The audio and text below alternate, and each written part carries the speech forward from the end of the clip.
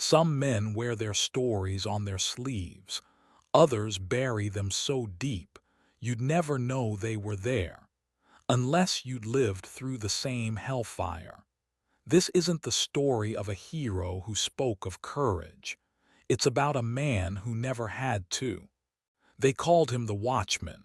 No rank, no real name, just quiet eyes and boots worn thin by time. He never gave orders, never shouted. And yet, he moved like someone who'd survived where others fell. Recruits whispered about him in the barracks. Old-timers left space for him in the mess hall. No one knew exactly where he came from, but every now and then, someone would see something in his silence, a flicker of a battlefield that never ended. And in the stories passed between locker rooms and rifle ranges, there was always one constant. He was there when it mattered most. Today, we trace the footprints of a man who never spoke much, but taught more than any sermon, any lecture, any medal ever could. Let me take you to a moment no one saw coming, but no one forgot. He wasn't part of the roster. He wasn't listed in any manual. And yet, everyone knew him. They called him the Watchman.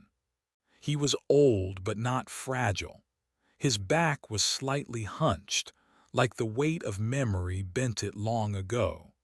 He moved slow, but every step landed like it knew where it belonged. Deliberate, purposeful. SFX, soft crunch of gravel under boots, wind whispering through pine trees. Each morning just before sunrise he'd show up, same time, same path. He'd walk the outer perimeter of the barracks, hands clasped behind his back, eyes forward. But here's the thing, those eyes never really looked at anyone. And yet, you always had the feeling. He saw everything. The new recruits whispered, like kids telling ghost stories by flashlight. One said he was a dishonorably discharged soldier who never left the base. Another swore he once ran a military prison up north, the kind they don't talk about in polite conversation. There were even rumors that he wasn't real, that the Watchman was a legend born from years of drill sergeant threats and soldier folklore. But none of them dared to ask him. He never spoke, never intervened. He just watched. There was one story that never made it to the barracks bulletin, but every man who served that cycle knew it by heart. It was about a recruit named Lucas, a hotshot from Chicago, fresh off the bus with attitude and a chip on his shoulder. Lucas was late, third day of boot camp, late by 7 minutes and 23 seconds. He came sprinting through the fog, sweat on his brow, boots unlaced, shirt half-tucked, the classic image of a kid who thought the rules were bendable. But that day, the Watchman was there. Lucas skidded to a stop. The old man didn't move, didn't raise a finger, didn't say a word. He just turned his head, slow, mechanical, and locked eyes with him. That stare didn't burn, it froze. No judgment, no scorn, just something deeper, like Lucas had just been measured by the kind of scale they don't teach in basic training. It lasted maybe 2 seconds, but something in Lucas shifted. From that day forward, Lucas was never late again. In fact, he was always early, first in line, last to leave. Some of the guys teased him, called him Eagle Scout. But none of them missed the change. Later, years later, after Lucas became a captain, he confessed to a group of new cadets. That old man didn't say a thing, but in that moment, I saw the man I didn't want to become.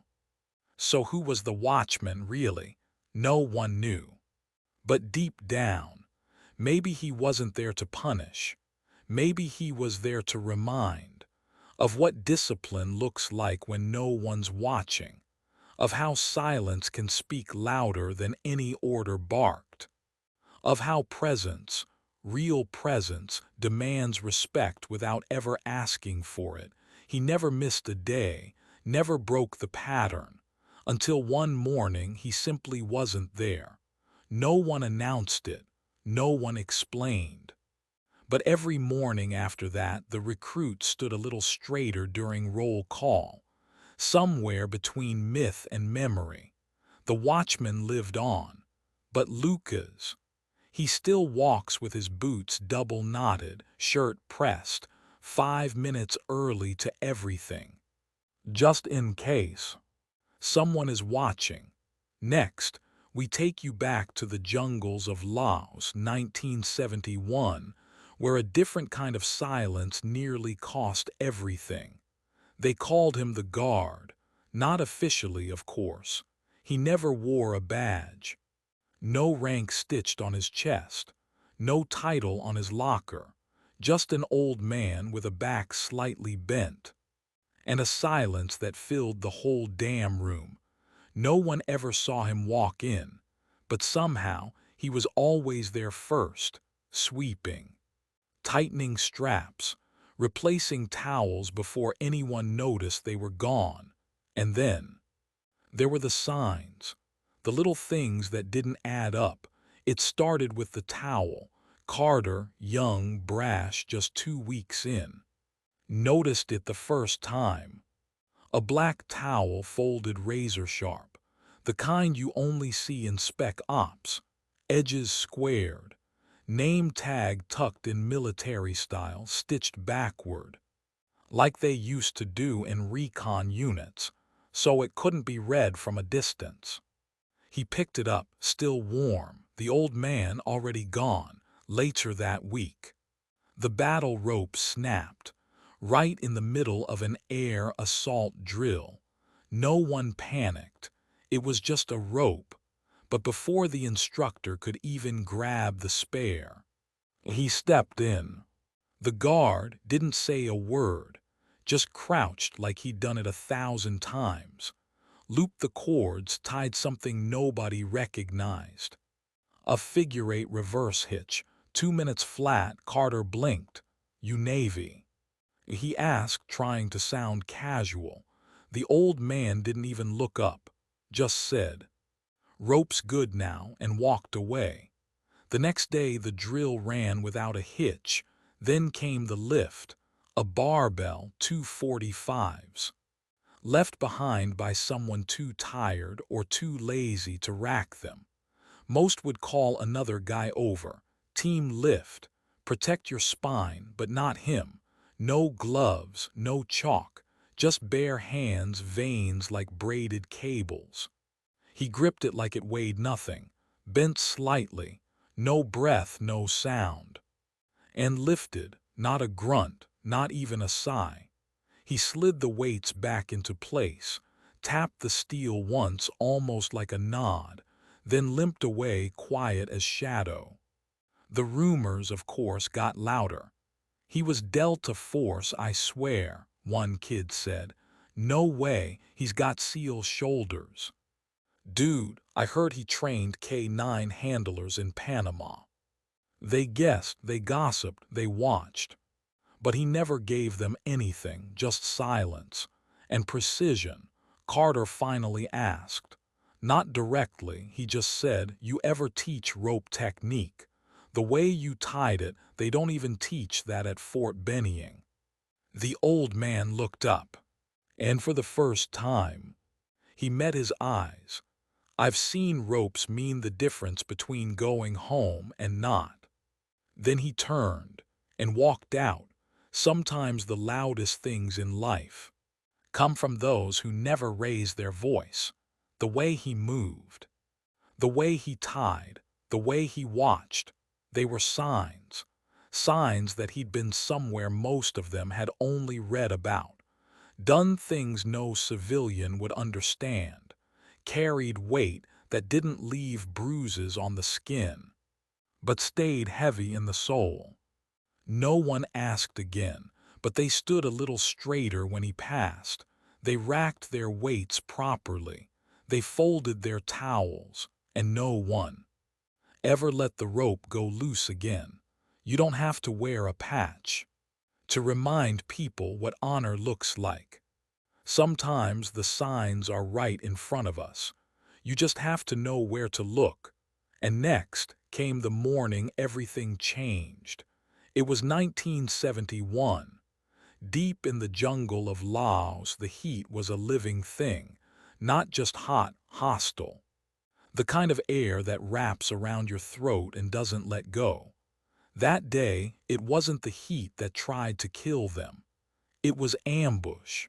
3rd Platoon was on a recon op, standard insertion, light gear, no backup. They never saw it coming. The first RPG tore through the tree line like a dragon's breath. It took out point man and radio man in one sweep. Then the jungle exploded. Sergeant Willis remembered hearing the pop, pop, pop of AKs in the distance. Short bursts. Disciplined, too disciplined for local militia. These weren't kids with rifles. These were NVA Special Forces. Chaos erupted. Men screamed. Some didn't. Corporal Dean took a round through the thigh and dropped like stone. Fall back. Someone shouted, but the trees had turned against them. Thick roots, vines, smoke, hell with leaves, that's when it happened. Out of the chaos came a figure. No insignia, no name tape, no sound. He moved like he wasn't running from death. He moved like he'd already met it and come back. He dropped beside Dean without a word, slung his rifle, hoisted the man onto his back in one smooth motion. Another round whizzed past. The unknown soldier didn't flinch. He moved through gunfire like it was just weather, carried Dean straight through the kill zone, zigzagging between bursts, each step like a silent defiance of fate. Then he was gone, into the bush, into smoke, disappeared as fast as he came. When the medevac arrived 30 minutes later, Dean was found barely conscious, tourniquet in place, bleeding controlled.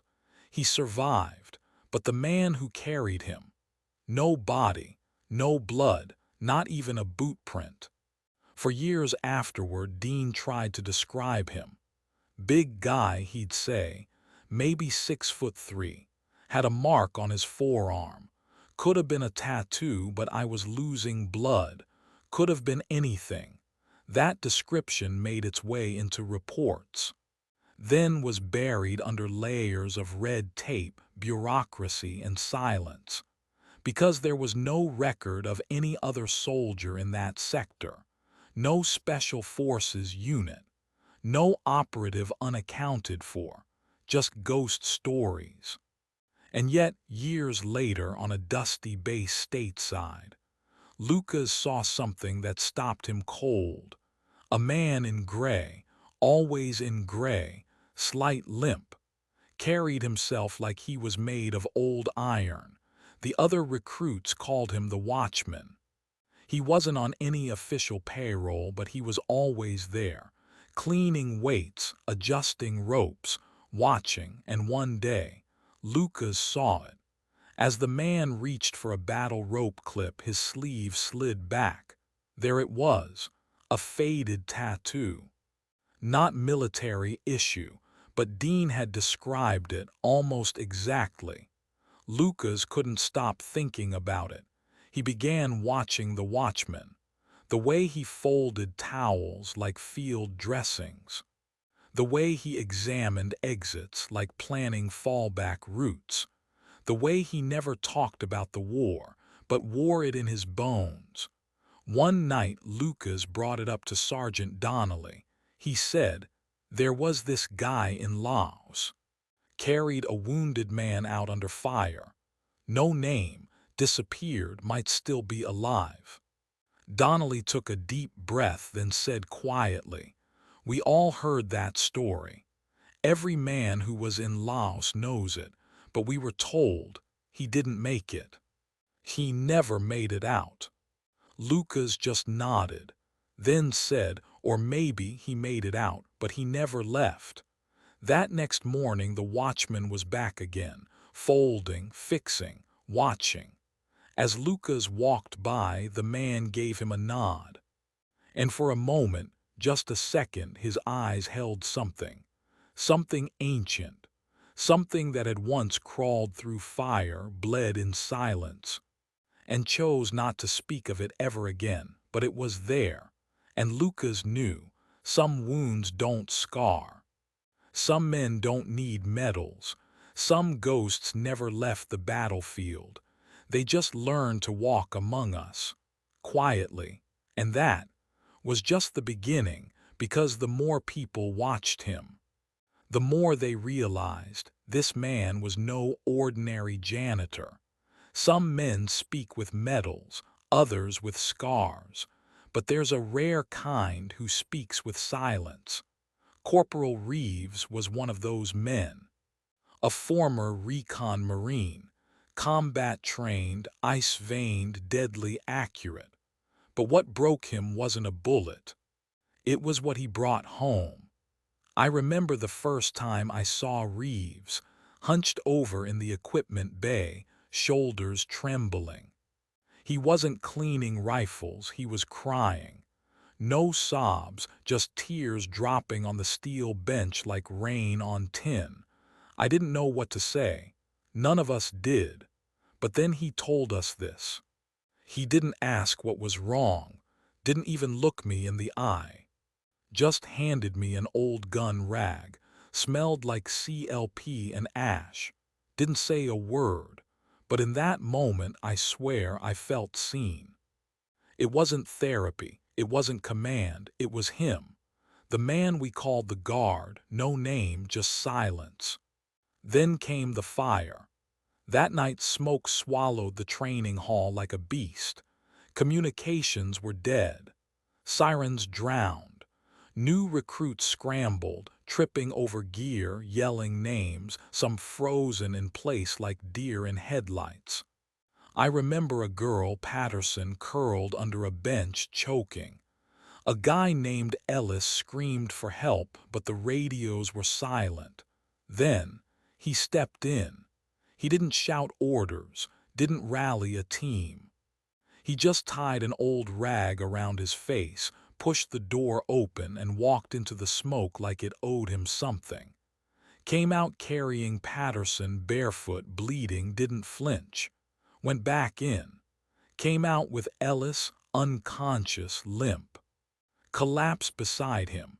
Didn't say a word, just breathed. We stood in silence, because silence was all we had left. A week later, one of the rookies, Mason, built up the nerve to ask the question we all thought about. "Sir, were you in Kandahar, the raid on Sector 6? They say you. You shouldn't ask what you're not ready to carry." Mason never asked again, never spoke of that day, but every time he saw him, he'd nod, not out of fear, out of knowing. Then came Charlotte Hayes, fresh out of basic, failed the wall climb 3 times, couldn't shoot straight, nearly got cut. That night rain hit the roof like war drums. Everyone else was asleep. She walked past the hallway and stopped.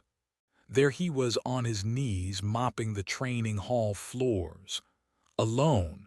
No rank, no pride, just service. She dropped her towel, walked in, took a second mop, didn't say a word, just helped. Next morning, in her locker, a pair of worn-out seal gloves. On the tag, a single line stitched in faded thread. "The one unafraid of dirt is the cleanest of all." Nobody saw him put it there, but everybody knew who did. Because there are men who scream for glory, and then there's the man who walks back into the fire without being asked. This was not about war stories. This was not about rank. This was about something more. They called him the guard. But maybe he was guarding more than just us. And maybe, just maybe, his story wasn't finished yet. Decades earlier, in a jungle across the world, another man walked into fire and never came back, or did he? There are warriors who leave behind legends carved in stone. And then there are the quiet ones, who leave fingerprints on the souls of those they touched. Corporal Reeves never forgot the weight of a simple cloth handed to him in the darkest moment. Charlotte Hayes still keeps the gloves, mud-stained, worn thin, like a compass that led her out of failure. Mason. He never asked again because he understood some truths can't be carried unless you've bled for them. And through it all, the watchman remained, silent, steady, never seeking credit but never once turning away when the fire came. Maybe you've seen someone like him. Maybe you were him once. Or maybe, just maybe, you're only now realizing that not all heroes come charging in with flags and fanfare. Some just show up with a mop, a stare, a pair of gloves, and the kind of presence that changes the course of someone's life. If you've ever met a watchman in your own life, tell us. Leave a comment below. Let his legacy echo louder than silence ever could. Because sometimes the quietest stories are the ones that hit hardest.